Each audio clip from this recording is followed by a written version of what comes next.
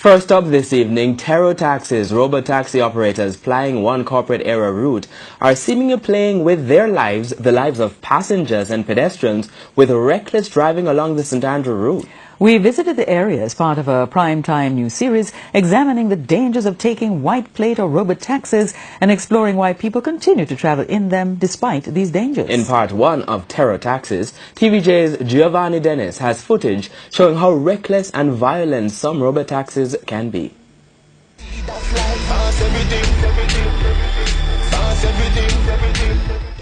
An overcast morning, calm commute and flowing traffic along Red Hills Road in St. Andrew. Then, this happens.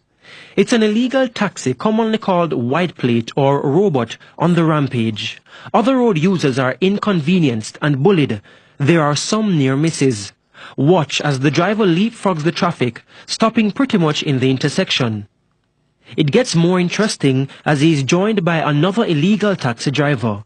Both exchange words and the rampage continues. The first driver we saw now has company. It's double trouble as both race along, overtaking around this corner, bullying this driver for a spot in the long line. But that's not all. Both drivers again overtake this line of traffic, coming to a stop only when a coaster bus heading towards them threatens disaster. The coaster driver, tooting his horn and displaying disapproval, is flashed off by one of the robot drivers. The overtaking continues. We are told this happens almost daily along this corridor. Which corridor? Red Hills Road. We have a very poor culture.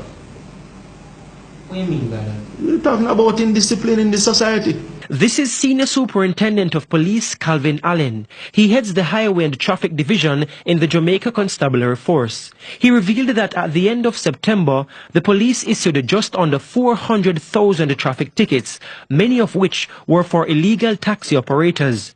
Of the over 7,000 vehicles seized, 75% belong to illegal taxi operators. But he concedes the police need to be issuing more tickets. And I can tell you that if I had more resources out there, I could be telling you of 100% increase on that. Even some illegal operators we spoke with lamented the reckless driving of some of their colleagues. So my man really drive reckless for real, you know. You understand? And then give man like we, you know, bad name. You understand? Because as what she said, she jumped, him run from police and lick up and nothing now come out tight. Some of them are the reckless, me I tell you straight. But increasingly, it appears the presence of police officers does not make much of a difference to the lawlessness that takes place. Take, for instance, this incident in St. Anne's Bay earlier this year. The driver physically confronting cops on duty.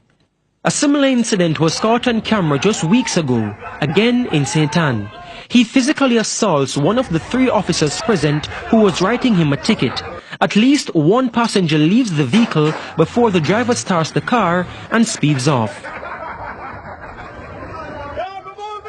One of the first things is that the vehicle will be seized. It is against the law. The Road Traffic Act doesn't cover it in that regard. So if you are operating without a road license, then it is a seizable offense. And then the additional charges that may come with it. At the end of September, there were 256 road fatalities in Jamaica. Just recently, along this road behind me, that's the Red Hills Road in St. Andrew, a robot taxi trying to evade police crashed along the road, leaving 2 students injured. The driver, he fled the scene. But yet persons continue to take these taxis despite the dangers involved. We'll explore why in part 2. Giovanni Dennis, TVJ News.